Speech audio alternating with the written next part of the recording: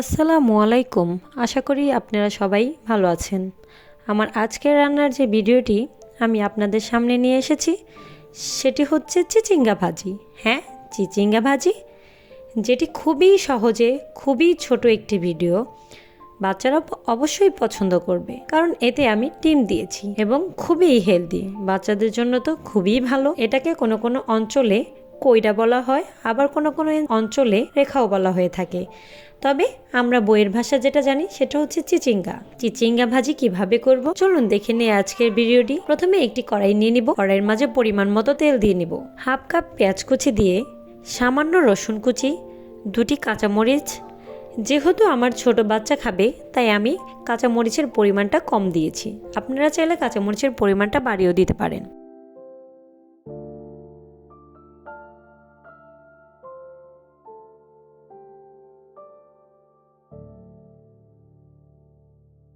এখন চিচিঙ্গাগুলোকে দিয়ে ভালোভাবে নেড়েচেড়ে নিব।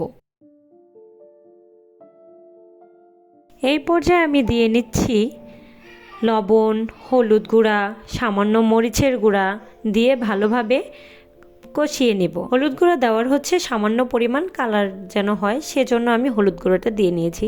আপনারা চাইলে এটাকে স্কিপ করতে পারেন। দিয়ে ভালোভাবে এটাকে নেড়ে চেড়ে 15 মিনিটের জন্য ঢাকনা দিয়ে রান্না করে নিব। চুলার জাল অবশ্যই মিডিয়াম করে নেবেন, আর যখন পানিটা শুকিয়ে আসবে তখন একবারে কম করে দিবেন চুলার জালটা। 15 মিনিট পর ফিরে এলাম।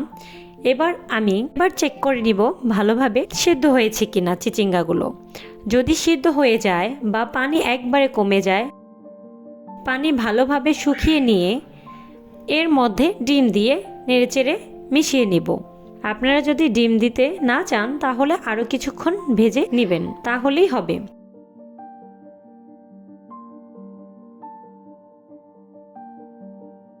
এখন আমি ধনিয়া পাতা দিয়ে আরও কিছুক্ষণ ভেজে নামিয়ে নিব।